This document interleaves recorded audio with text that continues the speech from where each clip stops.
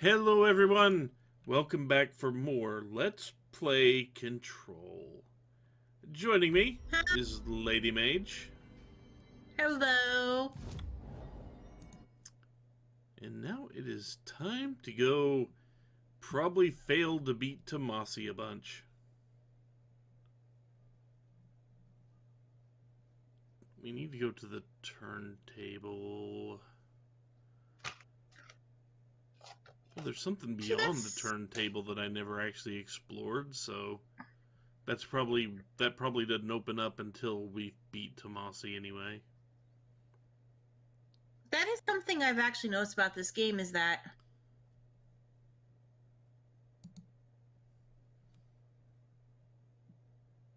most of the characters that end up hiss, either we've never met or were assholes. And Tommasi was basically characterized as an asshole. Yep, except for the one. Yes, the Salvador one hurt. Not Salvador. We didn't meet Salvador, but we met the one guy. Oh yeah, because we were trying to get the medic to him. That fucking hurt. That oof. That poor medic. See, this is the turntable. I think that's where he's going to be.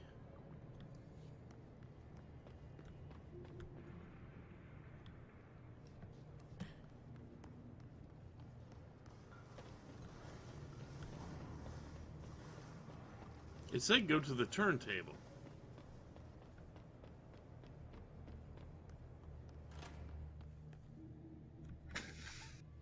Excuse me? Is there a way up in here? Oh, there is.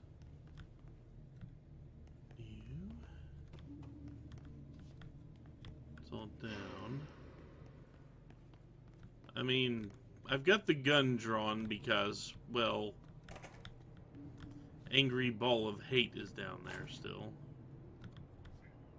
Yeah, we can't kill that. I don't think we're ever going to be able to kill that.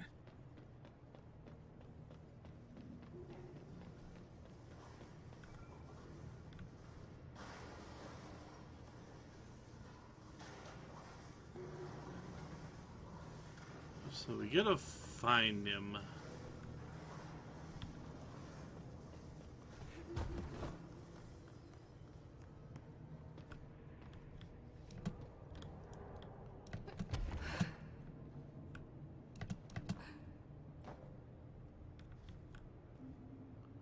Wonder where he's hiding.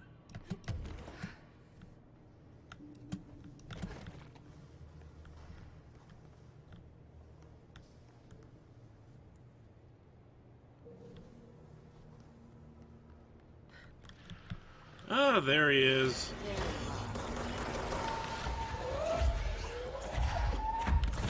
Hey, bitch!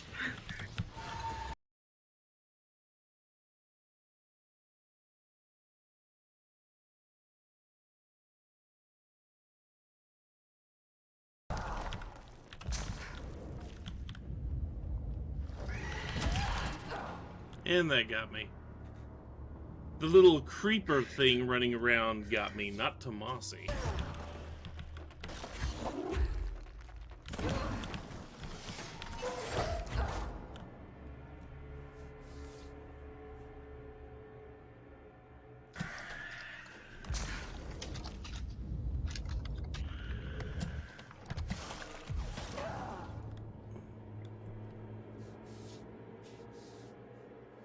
Oh, that didn't work.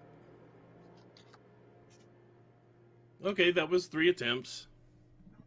Found a buggy. Yep.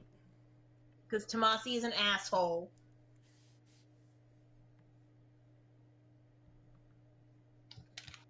But then again, I think he was an asshole pre-hiss, so...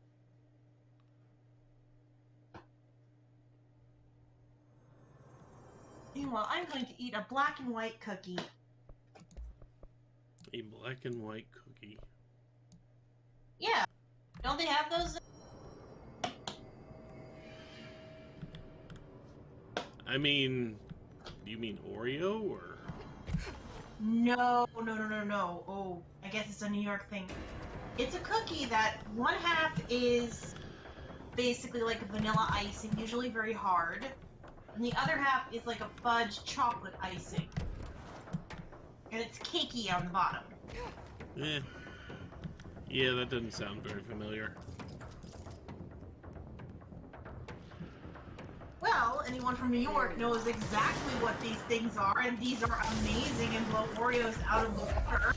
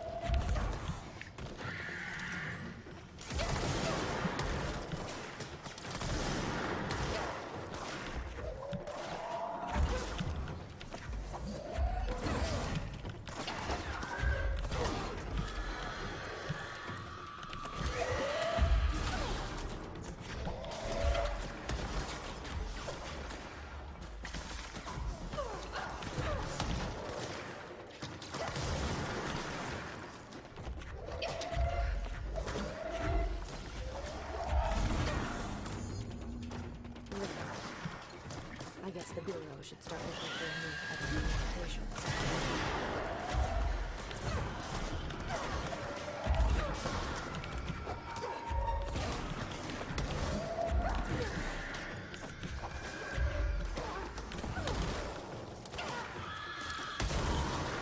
To be fair, once he turned his, they needed to do that.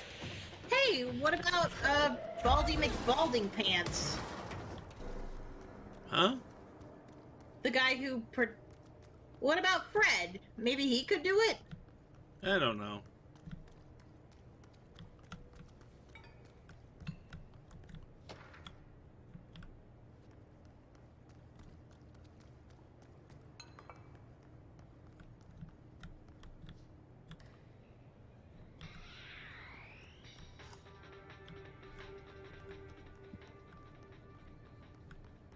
Anything else in here?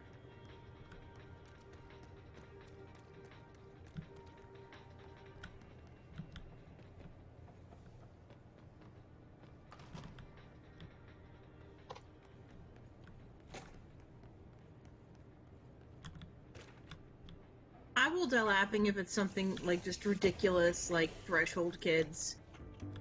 You're listening to America Overnight, now in our 29th year, lifting the veil between It's one of these. fiction and reality.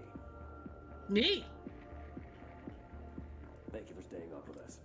I've been getting a lot of calls about this meteor in Sterling, Colorado. There were reports of a large spherical container that crash landed in a field outside town. Some government people reportedly took it away. Now, we happen to broadcast from Colorado, and Sterling isn't far. I drove down myself to check it out with members of the America Overnight team. I don't need to tell you, it wasn't long before we found pieces of metal debris scattered in a field. Listeners, this is yet another instance of an unidentified flying object, or UFO, entering our airspace and crashing. That the government took away the evidence under cover of darkness only compounds the fact that these are more than likely visitors from beyond our planet, or dare I say, solar system.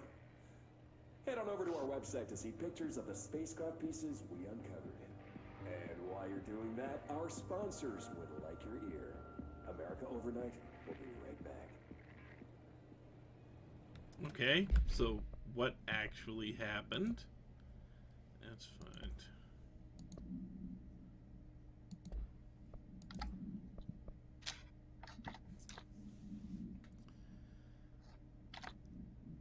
Family dog reported missing. Munition orders.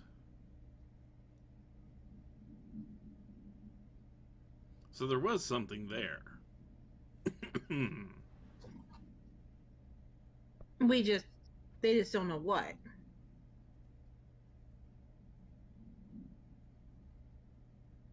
I love how they listen to this shit in the office like it's nothing and probably just laugh about it.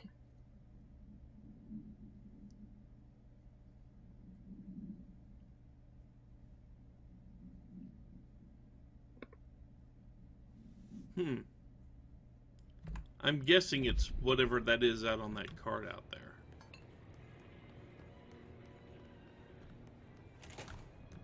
That thing out there.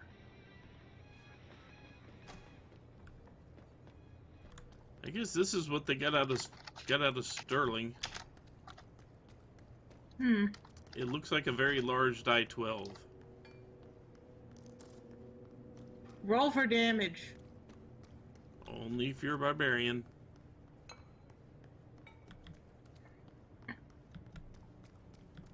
You'd have to be for that.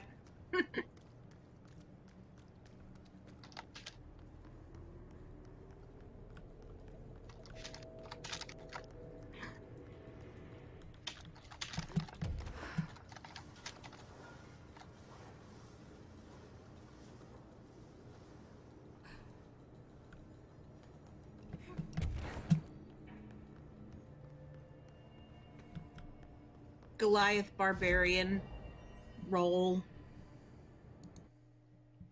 I've played a Goliath monk before.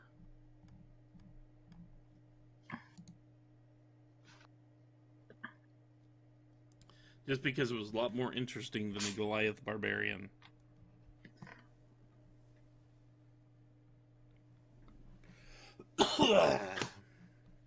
Was that the one that healed with the power of punch? He will when I get to play him again. Because when we left off, he was not level 3 yet. So he hadn't gotten his subclass. His sightings in the Ocean View Motel. Could survivors be hiding inside? It's possible. I remember a report about a similar incident from '84. The Bureau lost contact with a whole department during a house shift. The department head was found in the motel 2 years later.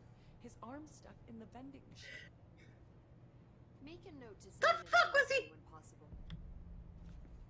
Oh, for the love. Probably trying to Dude get a was trying to- snack. He was Yeah, probably I was gonna hungry. say. He's probably hungry. Just break the damn machine. There's like stuff there you could throw Good at to it. see you.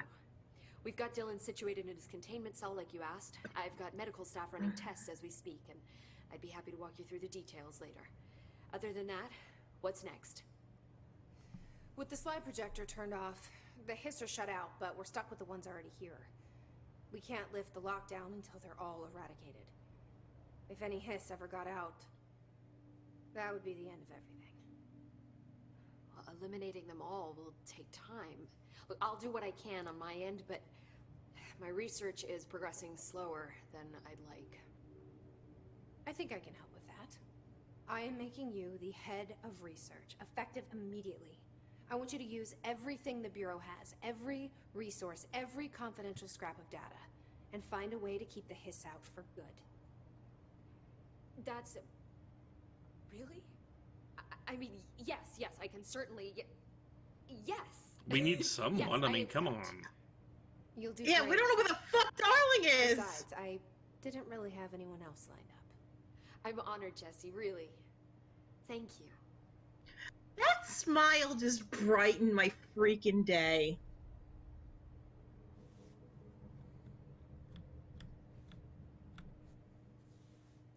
I took care of the Tommasi problem.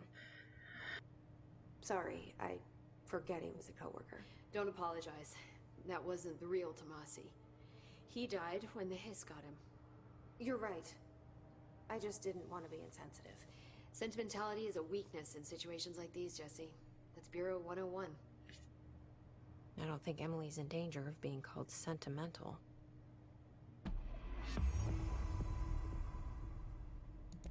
How do you feel about me taking over as director? You act like it just happened. You've been director since we first met, remember? I'm still thrilled. Nothing's changed. Not for me. But the Bureau has changed. Trench and Darling are gone. Their knowledge, anything not written down, disappeared with them. They knew the Bureau better than anyone. They're the Bureau's past, Emily. We won't operate like they did. We'll learn from their mistakes. We'll be better than they ever were. We won't ever be like them. Damn, girl! When the hiss got into my head, I saw some weird things. I think Darling even spoke to me. Does that make any sense to you? Empirically, no, but phantom voices as well as hallucinatory states are not uncommon here. And considering the forces that Dr. Darling was working with, he could have been transferred to a different plane of consciousness, physically or otherwise. And that doesn't upset you? Oh, very. And the fact that he hid those forces from me, it's infuriating. But Darling's dream was always to look beyond our reality. This time he may have taken a step too far, but as long as his consciousness can perceive his surroundings, I'm sure he's loving it. Maybe Darling was just trying to protect you from the darker side of his work. Fuck that. I'm not a child. Like, don't just assume I'm going to consider something morally repugnant. Which it all was. Which it all was, of course. Okay, that wasn't psychic. That was just. Yep. Yeah. That was How's just Dylan? funny. The same. I can't detect any his activity, but his physiology has certainly been altered by it. And I can't tell if his brain activity is genuine or simply the aftermath of the hiss, like spasms. Dylan could wake up tomorrow for all I know. I really can't say. Then I just have to wait for him. That's fair. He waited a long time for me. But don't worry. We'll be monitoring him round the clock. If he wakes up, we'll be ready. I don't mean that in a hostile way, just... well, you know. I hear you. My brother isn't exactly popular around here. I hope one day he'll have the chance to change that. So, there was a moment after Hedron died that I couldn't feel my powers. The hiss got into my head. Just for a moment. So that explains the HRA outage. Before we knew what was happening, the hiss had us. They were in my head. I saw terrible things. I mean, I was about to go under forever when the hiss was pushed back. The HRAs had come back on. Dylan vanished afterwards, and we fought off the hiss that came after him. So if Hedron's death knocked out the HRAs, that means there must be a new local source for them to relay, which I'm guessing must be... me. you. Hedron is dead, assuming that word even applies to a resonant-based life form. But whatever it awakened in you, the power you call Polaris, is still active. Or at least, that's what my instruments are telling me. I don't think we're ever gonna understand all of this. And I'm okay with that. I'm just glad you're here with me. That's good to know. Can you Thanks, hug Emily. a residence-based creature? Because I kind of want to hug Polaris. I don't know how you would. I know. That's why I'm asking. Can you? Is it possible? I found Dylan attacking the astral plane and the board. What was he hoping to accomplish? Huh. Since they arrived, Hiss have been corrupting objects of power, which have an inherent link to the astral plane. Maybe their goal was to access the astral plane and the board itself. That still doesn't tell us why. His motives are a difficult thing to work out, but I have been digging through confidential files and noticed a strange gap in knowledge regarding the board. Looks like any data on them has either been deleted or was never gathered in the first place. Then maybe it's time someone looked into that.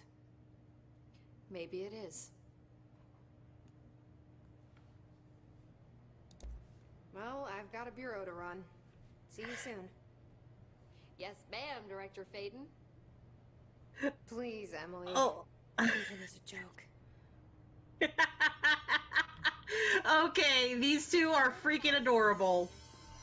I'm sorry, these two are I know you're mad at the combat a little bit, but I can't be mad at this game because the characters are so well written and I love it.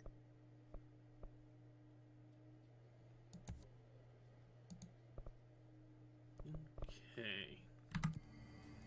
Well, with all that taken care of, and I'm not mad at the game, it just the combat is a chore. That's the problem at this point. There was just so much of it, and each encounter was never short. I can forgive kind of it. wears on me after, kind of wore on me. But anyway, when we return, we will do something else. I think it may be time we actually visited the jukebox, since that's right nearby, and see what's going on with that. Still say I should carry it around like the service weapon. Jukebox of death. Remember, it's only got one record, though. I don't care. The Armoire of Invincibility, the Jukebox of Death. There we go. Anyway. I will make a D&D campaign with both of those. I would imagine you would. How funny would it be? Until next time, take care, everyone. Remember to wear your armoires and carry your jukeboxes, folks. You can't wear an armoire. I'm on my way. Bye, folks. I think that music video put me in a silly mood. No kidding.